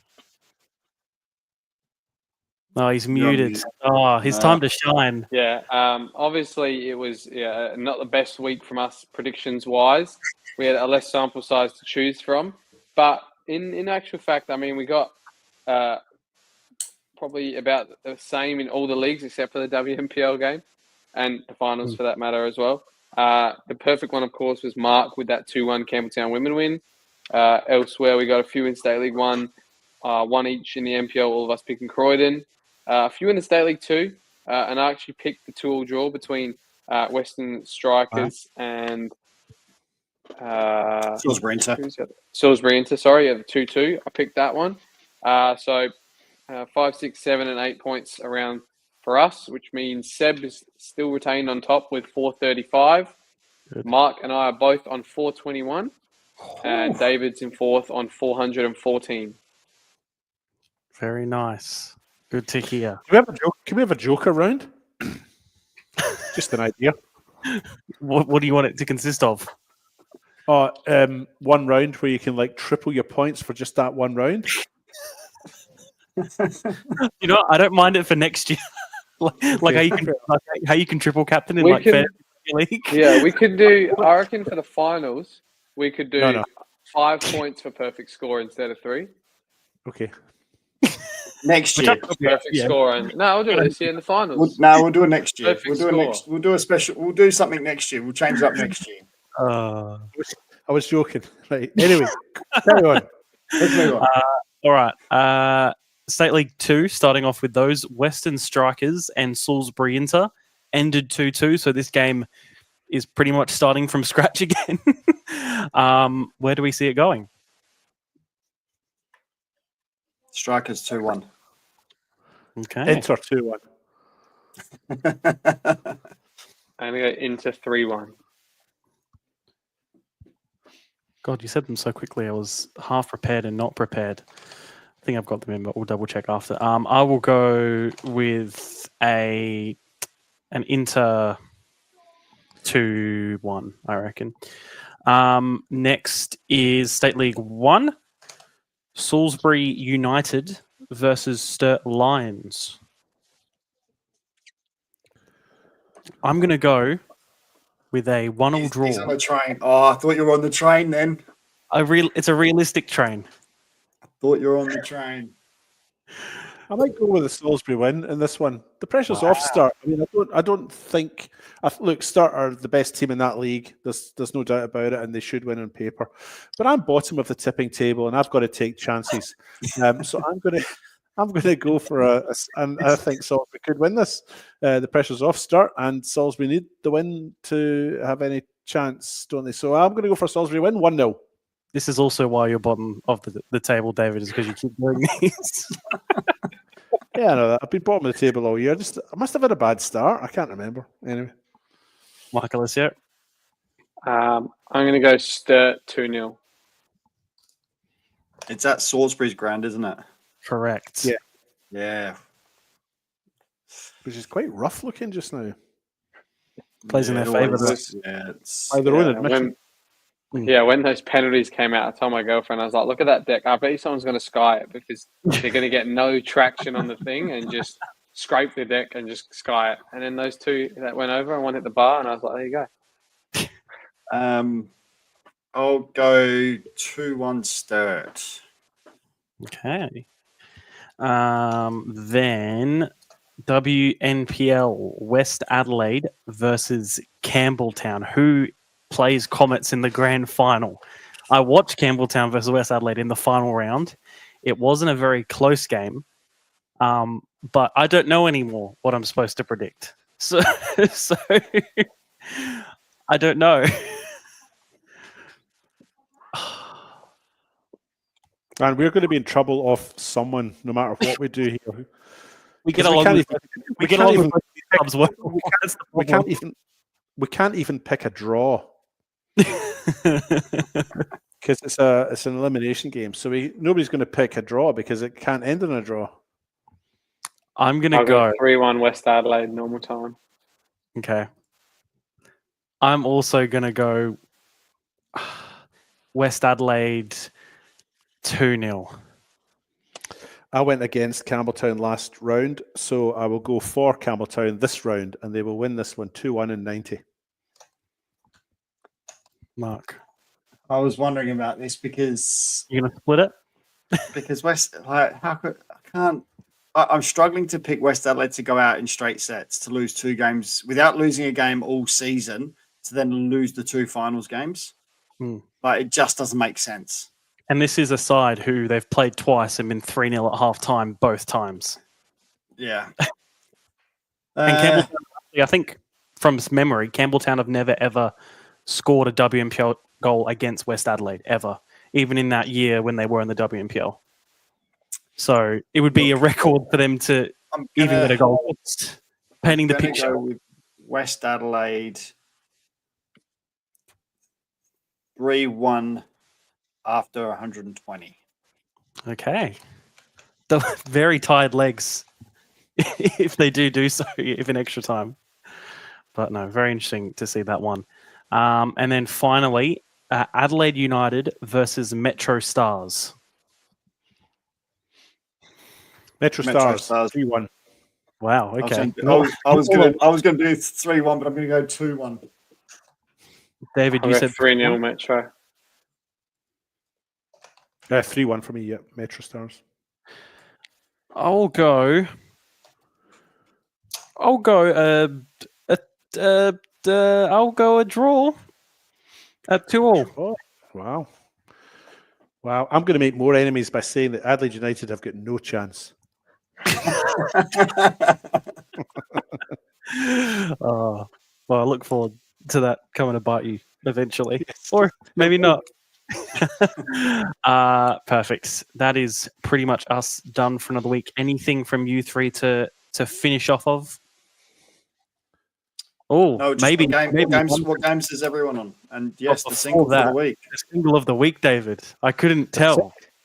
The single of the week this week is the classic 1984 hit by Laura Branigan, Self-Control. Right. Show of hands who knows that. Show of hands who knows that song. If I heard it, I'd probably know it, to be honest. You probably would know it. She unfortunately passed away just recently. Unfortunate. Anyway, that's the single of the week. Yes. Where is everyone? Alessio and I are on the Croydon game. Is that right, Alessio? Yep, Croydon, Adelaide City at Regency. Yes. Oh. I am at Metro Stars versus Adelaide United's youth team after having just said Adelaide United have got no chance. Well, you've got a good one there because you'll go down early, I imagine, and watch the West Adelaide Campbelltown game. So you've got a fun day of football ahead. I have, yeah. I'm going to go down there early and watch the women's game first. I'll get to see that and be able to give you a comprehensive report on that next week. And then I'm not commentating in that game, but I'll just go down and observe. And then I have got the men's game after that. But Johnny's at Burton. He's got Salisbury United this weekend, so he's going up there. He will thoroughly enjoy it up there, I think. Mm-hmm. And that leaves me at West Adelaide and Fulham for their first leg at Kilburn. So looking forward to that one. Anything else from the three of you? Yep. I will just finish off by saying... Sorry, I was expecting Alessio to do his usual. Oh, yeah. You can. Get out to the games. Make sure you watch on the live stream. Comment as well. We'd like to see those fans out as well. There's even less games, so there's even less excuse not to go. So, although they're all on a Saturday, which doesn't help. All except for the one State League 2 game. But no, yeah, definitely try and get out. Just for me to finish off on as well, our awards voting is still open. I don't think we've even... Have I said to you guys how many responses we have as of right now? Have a guess how many votes / responses we have to our... 950. Alessio? 450. David? If I was to get the closest, would that count towards my tipping tally? We'll see. 1,000. As of right now, 1,648 response Jeez. to the fan Thank play. you very much, people. That's brilliant. I should probably do mine then, shouldn't I? You got two to do. You got to do the media one and the I fan know. one. I haven't even done them yet. So Are there any? Can I give anything? Nah, I can't give anything away yet. Don't give anything away. No, No. that's correct. You can't. It's interesting. Yep, I'll anything. You can't tell us anything. You can't tell the public anything. But thanks a lot. 1,600 votes. That's amazing. Thank you, everyone. That's for brilliant. And still coming in every day. I don't get notified, but I have a Google spreadsheet which shows me timestamps. And still regularly, at least quite a few a day, we're still getting, which is really, really good to see. So keep those coming in. The date for those to be revealed is still TBC because I haven't gotten around to it yet, but I will do eventually. But no, yeah, thank you for all those voting. And again, still open if you haven't yet. So please do go and have your say in finding out the results soon-ish in a few weeks. Yeah, that's all from us for another week. Thank you to the three of you for joining me as always. See each other around the place, see each other next Wednesday when I'm sure we'll have another guest from one of this weekend's games. I would imagine a successful guest and not somebody who's lost.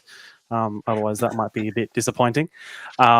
But no, thank you again to the three of you. Thank you for listening and watching. Make sure to share and like and subscribe and all that stuff and support us if you want as well. It's greatly appreciated. Bye. Bye. Bye. Yeah. Alex Mullen to make it 3-1 in the grand final.